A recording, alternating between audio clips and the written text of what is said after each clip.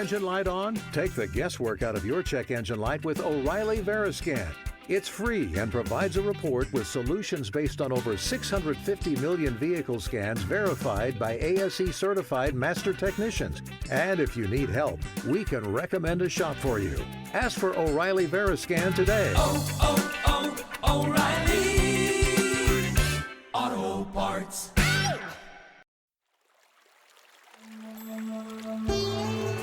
Hi everyone, I'm Deb Flashenberg.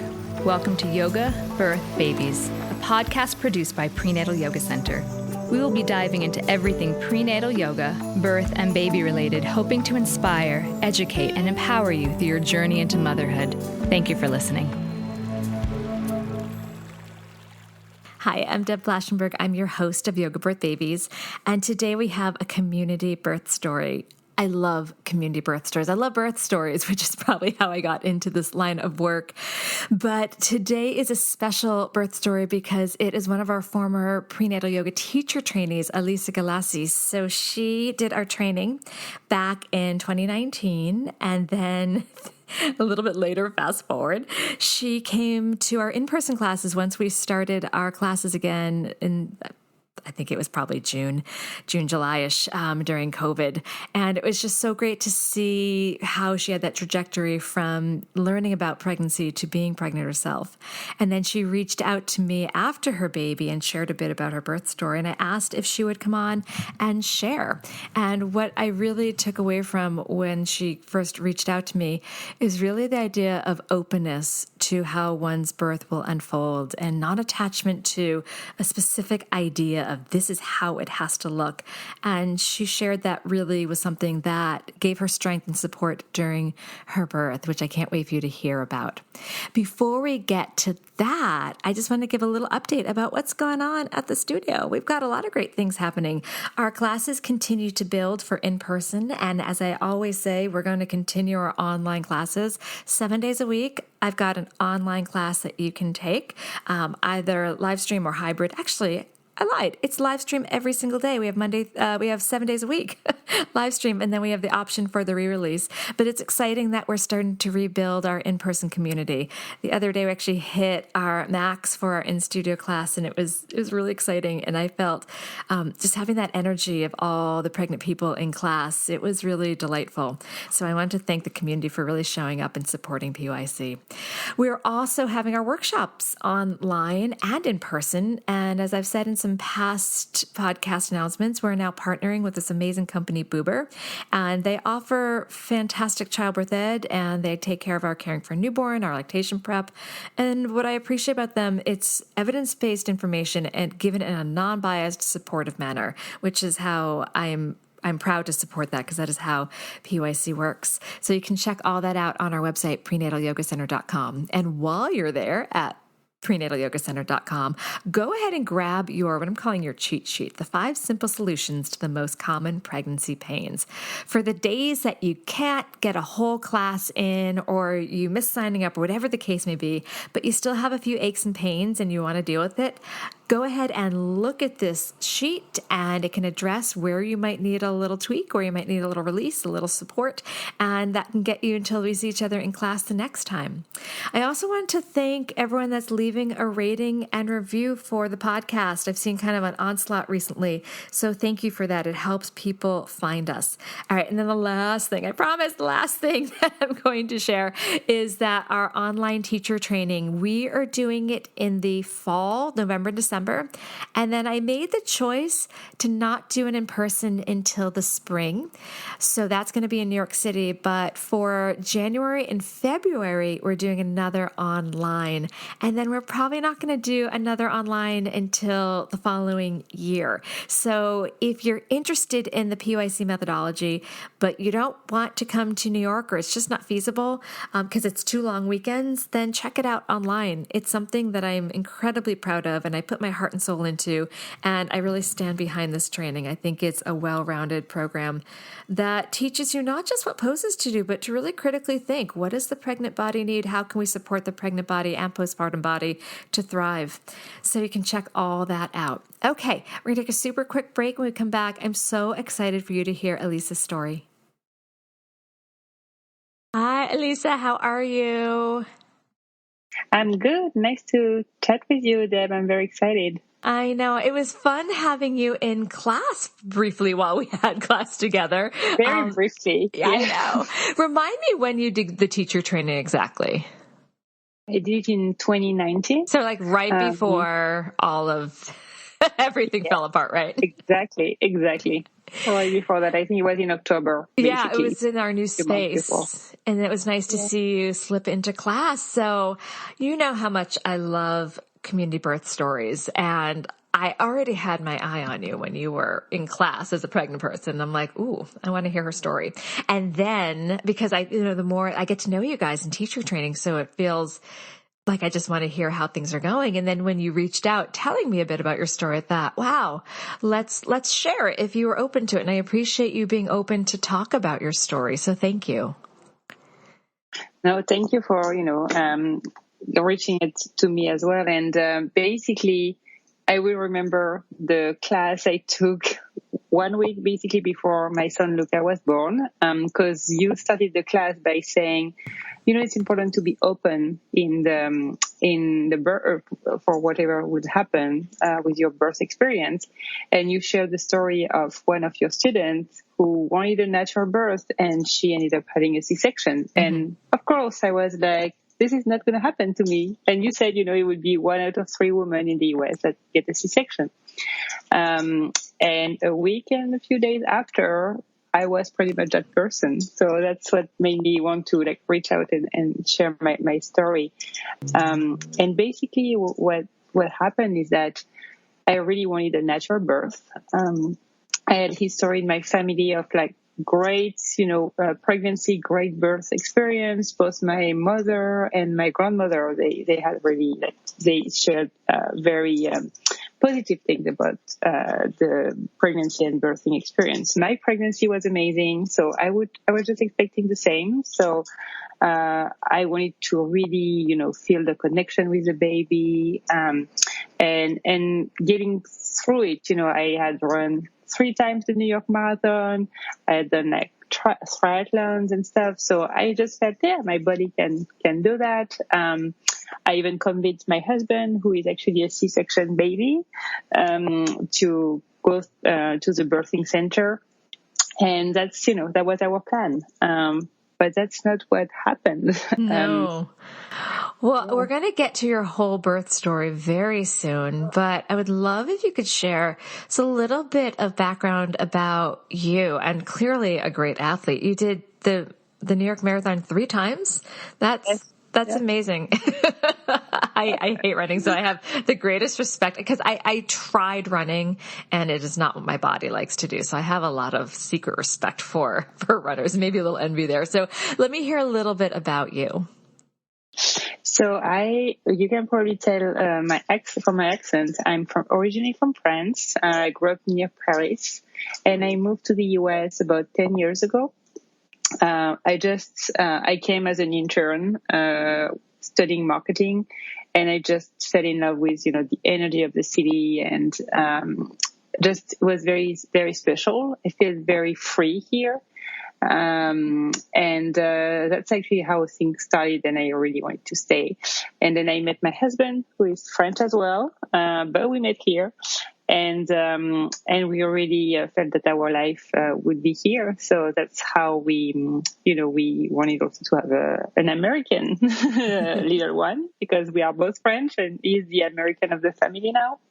And I work in marketing, so for Unilever. So I work in innovation and communications, and I really love it. The creativity, the psychology that is implied to understand, what consumer wants and how to address that need. Something that I really love.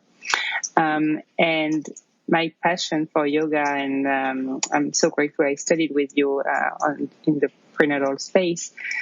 Started in the US as well, and really was one of life's greatest gifts, because it's always here. And I'll share more about my birth story, but that was something that really helped me, because yoga, we think about the pose, but breathing, the mantras, all the tools, has been helpful all my life since I discovered it. And so I got trained in the city in a few different schools, and really it's part of my daily life, I would say, in one way or another.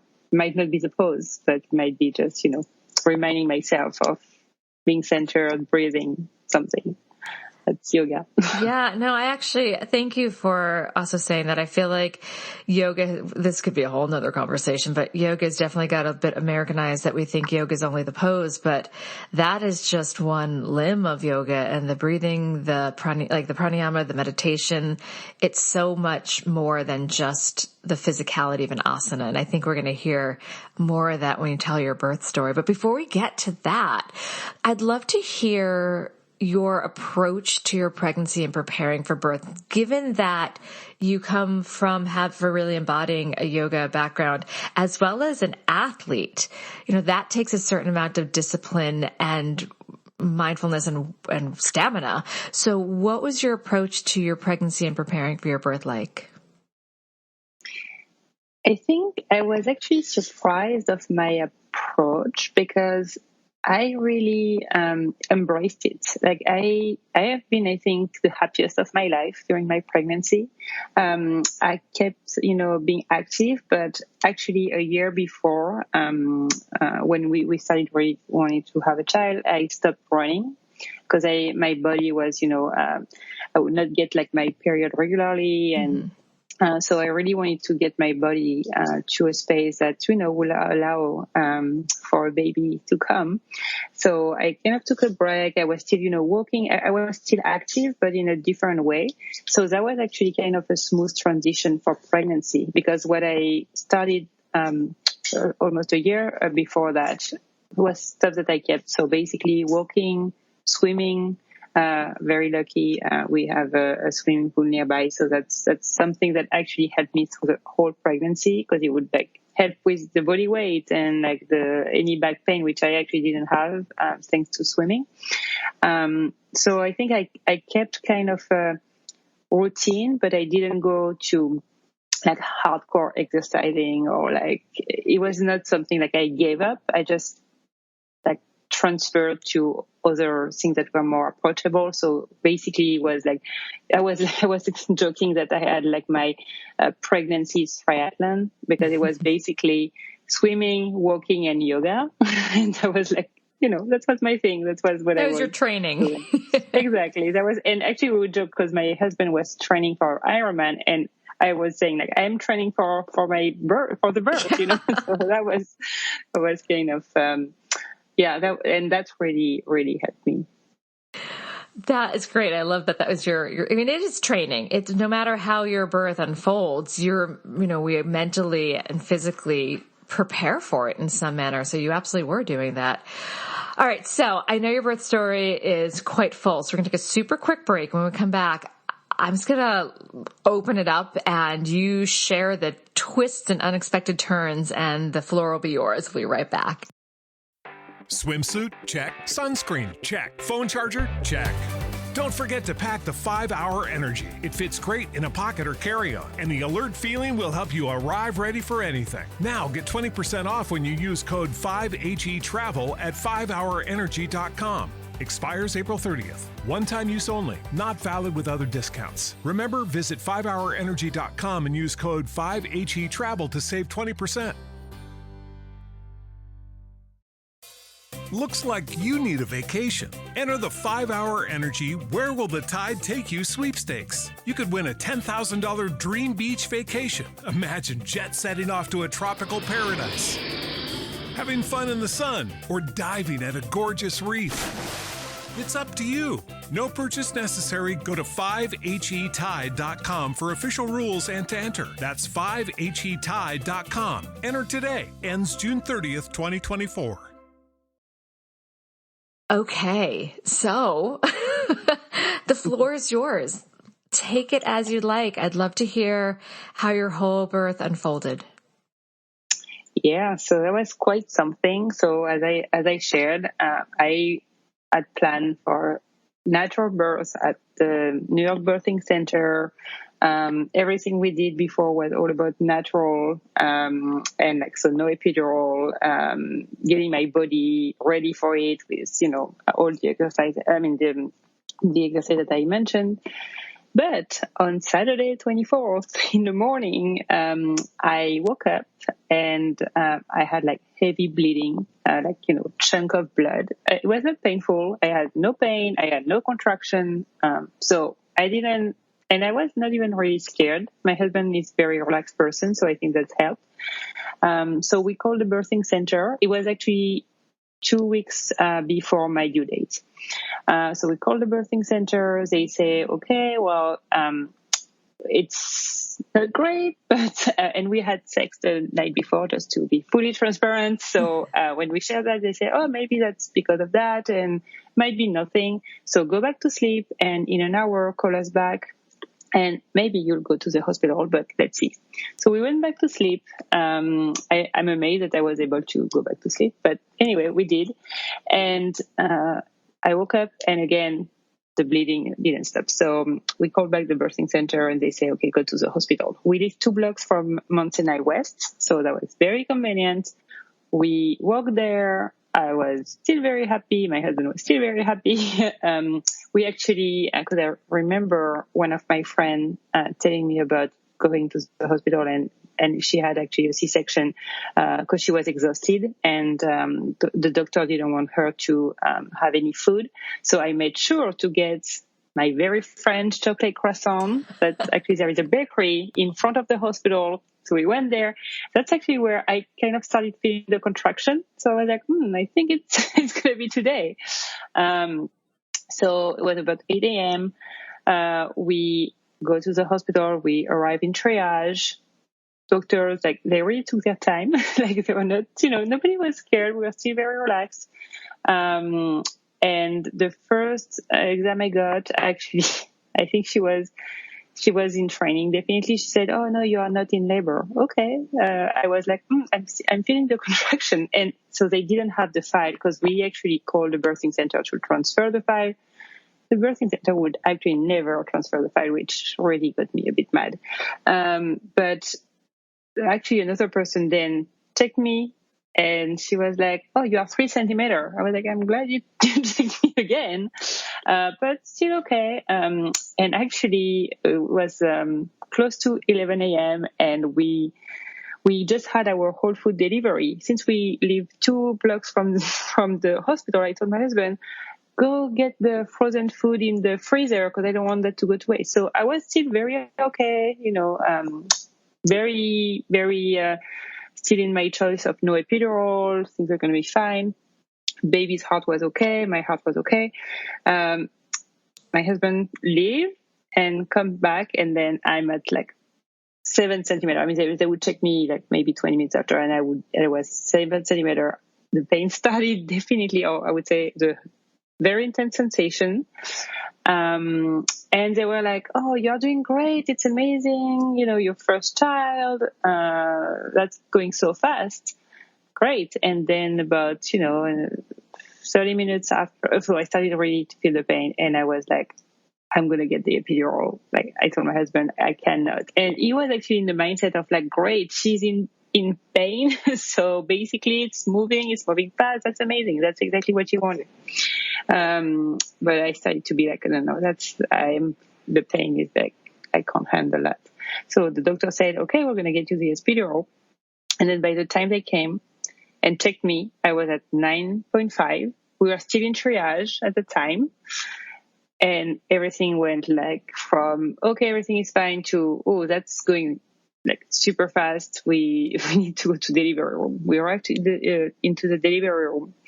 And unfortunately, I mean, Lucas, so my son's heart rate was starting to drop, and I had no energy. Like they said like, oh, maybe we try to push once. We maybe have one chance. And I was in another planet. I was not connected to my body at all.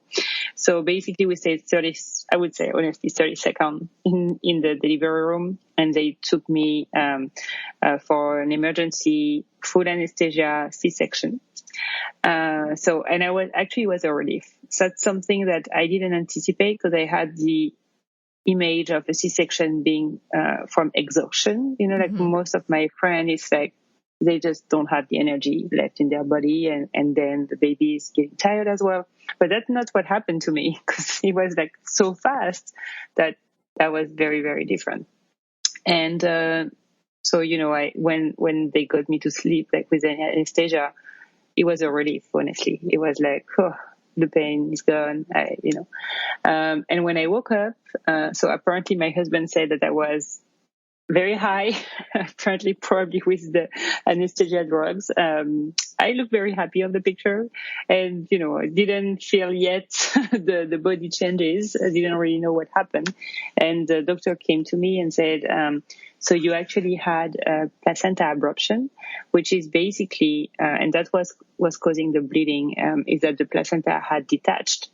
Which typically is the last thing that happens in birth, because it's what gives the oxygen and the food to the baby. So that's actually super risky for both the mom and the baby, and it's pretty rare. So I was like, okay, and they actually asked me to sign the document that I should have signed before, about like agreeing for the C-section, because I didn't have the energy to sign, or we didn't have the time, basically. So that's what happened, which was completely different. So it was very fast, but I went to the hospital knowing it would. I was like, when we entered the hospital, I told my husband, I don't think we're going to go to the birthing center. I think it's going to happen here. But walking to the hospital, being in great shape, I had swam the day before. I was really happy. And then leaving the hospital 3 days after, barely walking, because the C-section is a lot on the body. It was quite something. And actually, where yoga helped me, I remember the second night, I was like, oh, at least I can breathe. If I cannot walk, because I had no clue about how you recover from a C-section. I was really clueless, and nobody really told me, except for one nurse who told me, you have to walk. And I was like, oh, really? I can walk? Great. On the probably second night. But I didn't know. And actually today, basically 11 weeks later, now I know that you recover. It's actually, after the first 2-3 weeks, it gets really better. Walking is totally feasible. I swim again. I haven't tried running yet because, but yoga, everything, it comes back. And, this too shall pass is really what happened. But in the moment, it's very different. I love that you use that mantra. We use that a lot in class. That's special. Thank you. So I have a question. First of all, thank you for sharing that. Thank you I got some sense of where you're going to go with this just from the communication you and I've already had. Yeah. But I didn't know. And I knew there was general anesthesia. I'm so curious, if you don't mind, can I ask you a little bit about the placental abruption, if you remember? And I also recognize that you may not remember, because I'm guessing that might be one reason you were so fatigued, is the blood loss. Was there a lot of blood? Do you remember what that looks like? Yeah, so it was really, and I hope it's not too shocking to describe, but it was basically, I felt like pieces of liver going through my vagina. Basically, that I would go to the toilet and like pieces of blood. That was the placenta. That was the placenta, exactly. So, did the staff not acknowledge that? Were they like, that shouldn't be happening? So it was to be honest, I think, it's a big lesson for me, because on both sides, the birthing center and the hospital in the beginning, when it got serious, they were very, very efficient. But in the beginning, they asked me, do you know about placenta previa? Did you have placenta previa? And I was like, I know about it from my actually yoga teacher training. Yes. But I didn't. I don't even know still. I actually asked the doctors after. I emailed the doctor and she didn't reply to me because placenta abruption and placenta previa are two different things. Yes, they are. And I just think that it's probably a combination because it would have been very like low to, I don't know, I'm not a doctor, but basically I didn't also do, which now I'm like, how did I not do that? The third trimester ultrasound, which because everything was great, and at the birthing center they told me it's optional, you don't have to do it, and I don't know, I was like, well, I'm not doing it. If I'm okay, I don't need to. Now I would be very different. So maybe we could have seen something. I don't know. As the doctor told me, because I asked, a lot of questions right after, and he was like, "You didn't do anything wrong." So I was like, "Okay, good." But basically, we didn't know about any placenta previa. I don't know if it was the case, and we didn't see it, or if it wasn't the case. But except for that bleeding, I didn't feel anything, like I didn't feel anything detached, like physically. Mm-hmm. I was still very okay, honestly, until like the contraction went to like 7 centimeter. I was very okay. I got my chocolate croissant. I wanted my chocolate croissant. I was like, and after, like, my husband, when he went to get our whole food grocery, I told him, get a sandwich on the way back. I need to eat. I want to have the energy. I don't want to go in C-section, because that was actually one of the big reasons why I wanted to go to the birthing center, is because I didn't want to have a C-section that was not necessary. Mm-hmm. That was the big thing for me. I don't know why it was so important. Maybe because my family actually had great birth, and you maybe feel like, I don't want that because I want to be like my mom, or I don't know. But what's very interesting is that my husband is a C-section baby, and his mom went through pretty much the similar thing, because she had a full anesthesia C-section. So it is part of our family story now. And I love that actually it was something that was very soothing and helpful for me to think that my son had chosen the same birth as his father. Mm-hmm. I don't know, it helped me because, I needed some like good thoughts, supportive thoughts in my head at that time. Yeah. Thank you for being so open and honest about everything. So I also want for those listening, if they're like, what is placenta previa? I just want to explain, I'm a side glossary. So placenta previa is where the placenta is covering the cervix, and it could be fully or partial or low lying. So if I'm hearing this correctly, it could have been placenta previa, and as your cervix was opening, that's what could have caused the abruption when the placenta came away from the uterine wall, or was not like, as the cervix is opening, that's losing it, it's a hole basically underneath. We need it, you're not supposed to try to have a vaginal birth with a previous. So, just giving the side glossary. But what I really appreciate is the doctor telling you did nothing wrong, because you did nothing wrong. And I could imagine on the other side of a birth thinking, did I do something? How did that feel when you heard that? It was a relief. It was really a relief because you want the best for you and for your baby. Mm-hmm. And, I had in my head that if it doesn't go through the vagina, it's not going to get the immunity. There is a lot of things that are meant to happen when you have a vaginal birth. And I was a bit scared for him, like, he didn't get the immune, the microbiomes. Kind of, yeah, exactly. That he would have gotten through the vagina delivery. Also, what was helpful for me is that because my husband was a C-section baby, he's a great athlete, he's very, healthy and everything. So, I had him in my head, and that was helpful to think that there is nothing wrong with C-section. I was just not prepared for it. Yeah. So I had a different reaction that I thought I initially was like, yeah, everything but a C-section. That was kind of my thing. So that's why when I came to your class, I was shocked actually when you told us about like it's possible that you would be that 1 out of 3 person that have a C-section. I was like, that's not going to be me,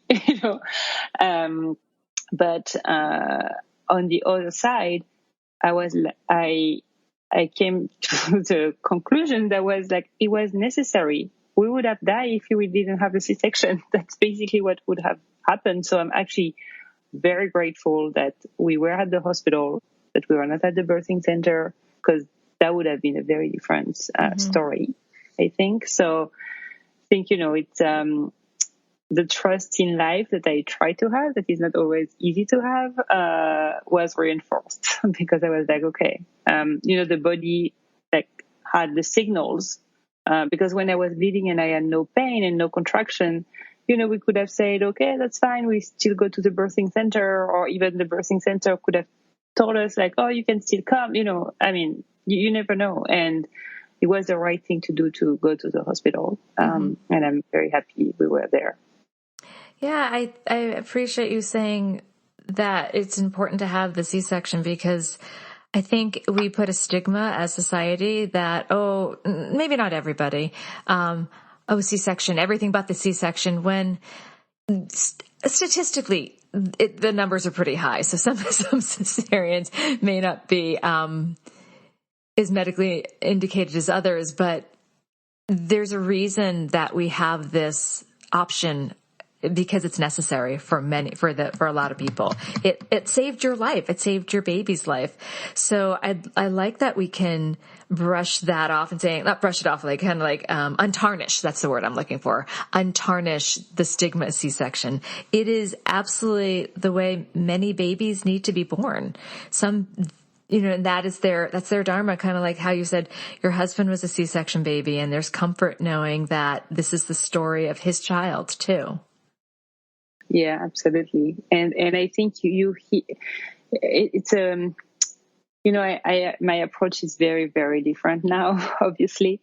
But I would hear from my friend who had a C-section as well, her mom saying, you didn't even push that baby out, and I'm like, now I'm shocked when I hear that, I'm really shocked. And then on the other side, we actually, unfortunately, had to go back to the hospital for Luca because he was losing too much weight, 4 days after his birth.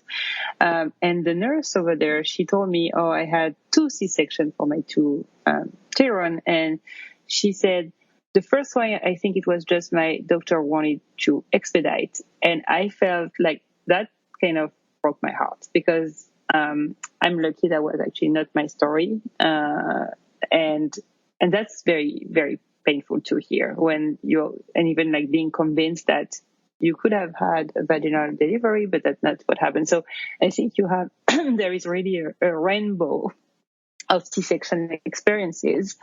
It's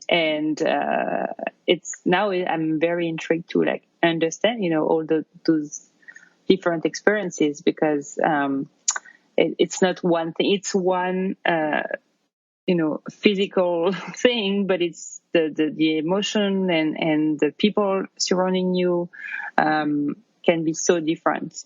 Just in a vaginal delivery, it's just every birth is so unique. Yes, that's a reminder of that. Yeah. How are you processing this experience several months later? It sounds like you have been working through a lot and processing, kind of like it's like the rainbow of situations that could come up. How are you feeling now? So now that I can walk and swim, I feel really better. I feel safer. I think I was very unsafe in the beginning about what does that mean for my life and my body. And but now I know that I will have to take it slowly. The impact on the body is still different. I grew up hearing my mom saying I lost my belly right after the birth, and I'm like, I'm 11 weeks. I'm clearly not losing that belly at all. And I think probably the C-section doesn't help for that. And I think it's one thing with the C-section is that also you can see it, so you are reminded of it every time you see yourself in the mirror, which is something that's in the beginning was very hard for me. I couldn't even look at the wound. It was too hard. But now I think there is something that actually helped the processing to have that kind of that is becoming a scar, because it reminds you and it forces you to work on it because you see it. So I feel almost like touching it, like there is kind of that healing. It's kind of mirroring the psychological healing physically. You see how the skull evolves and your mind evolves as well. Mm-hmm. I think what I didn't plan for like a lot of postpartum support, which for me would be like the number one tip for any expecting parents, is get a lot of support. So I had, therapists that I was able to reach out to help me go through that, because I think it's something that the earlier you can get emotional support, the better. Yes, agreed. I think that's so important. The planning postpartum, I feel like that often gets neglected because there is a lot of focus on the pregnancy and the birth. And then there's the whole world after. When you come home, it's a whole new world. What have you learned about yourself after your birth experience and several months into parenthood? I would say 3 things that, it's not new, but it's just like much stronger than it was before. I would say patience, being patient with myself. When I left the hospital, I was like, oh, how do I fix it? How do I fix myself? And that didn't happen. I didn't have to fix myself, but that's where my mind went. So definitely patience, that I'm able to be patient. Not my forte, but that's something I keep on learning. And that's linked to also the confidence and the acceptation of what is. So seeing that you can actually be patient, you can accept, and life will force you actually to accept and to be confident, because things keep on going. Like I see it, and there is a parallel for me on my own experience. And then we, just like every baby's, Luca didn't sleep through the night the first night, unfortunately, and that was adding to the challenge.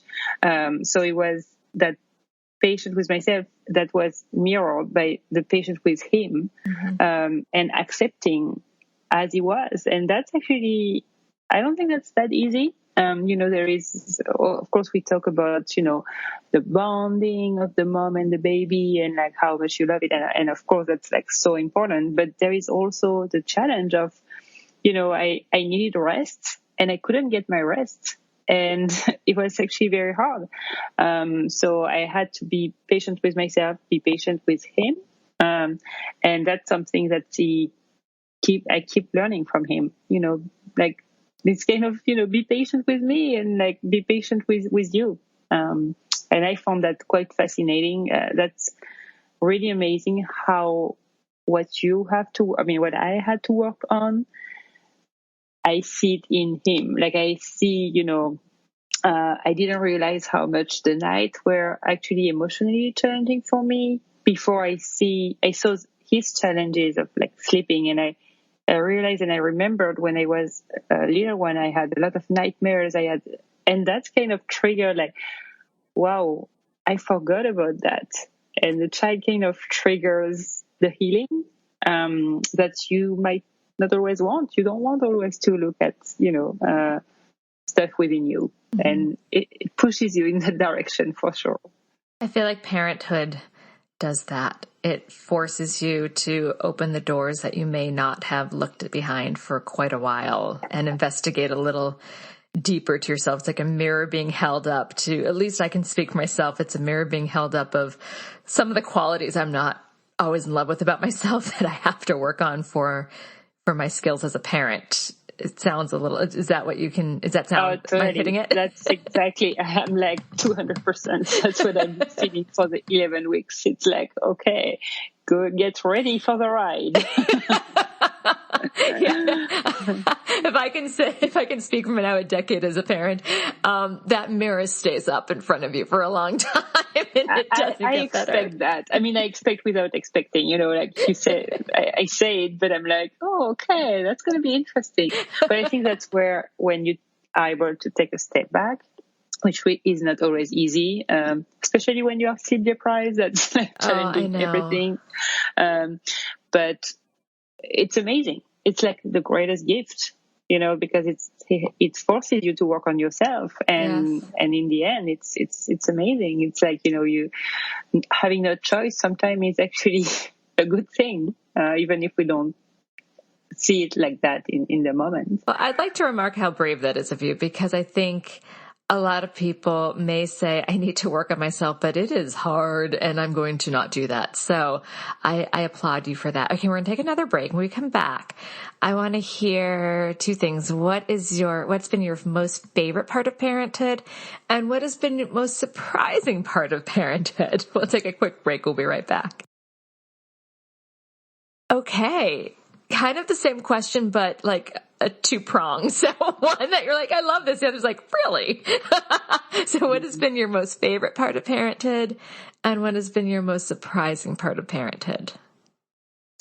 So I would say the favorite is to see how Luca, my son, is evolving and just becoming a little human being. I mean, he was, of course, from his birth and from, being in my belly, he was already a human being. But it's just revealing his personality, things he likes, things he hates. And there are things that are similar to us or to his father or to myself, but there are things that are very, very him. It's like he loves to look through the window. I can like hold him for, I would say, like a good 20 minutes, just like him looking at the window. And, he would cry, you put it in front of the window and he just looks. And I know that at his age, he's not actually able to see the buildings or to see nature when we are in nature. So like, I'm amazed that he has actually that patience of like looking like that, and stuff that are, similar to us. Like, he's a morning person and we are definitely morning persons.